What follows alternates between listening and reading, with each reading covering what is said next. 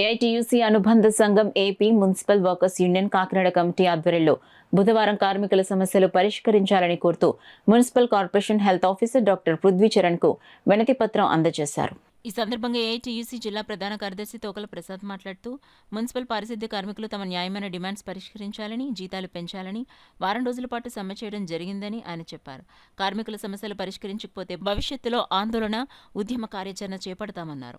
Health ఆఫీసర్ను కలిసి వారిలో AP municipal workers union Kakinada committee అధ్యక్షులు బొబ్బిలి శ్రీనివాసరావు, ప్రధాన కార్యదర్శి తుపాకుల లక్ష్మీనారాయణ, బంగారు రాజేష్ పాల్గొన్నారు.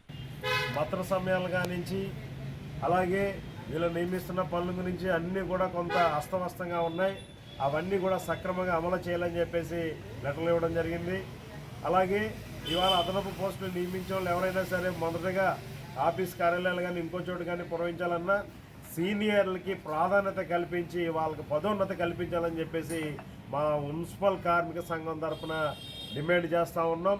కొత్త వారికి అవకాశం ఇచ్చే కన్నా ఎన్నో ఏళ్ల బట్టి చదువుకున్న వాళ్ళు ఉన్నారు, వాళ్ళకి మొదటగా ప్రాధాన్యత కల్పించండి, మా సమస్యలు పరిష్కరించండి అనే విధంగా ఇవాళ రిప్రజెంట్ ఇవ్వడం జరిగింది.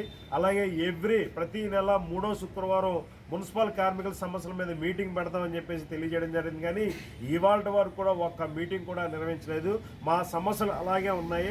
ఒక పక్క ఎన్నికలు వేడుతూ అధికారులు కూడా అందుబాటులో లేని కారణంగా కనబడుతుంది. అందుకని ఈ సమస్యల మీద తక్షణమే స్పందించాలని చెప్పేసి AP municipal workers union AITUC అనుబంధ సంఘం తరఫున మేము డిమాండ్ చేస్తూ ఉన్నాం.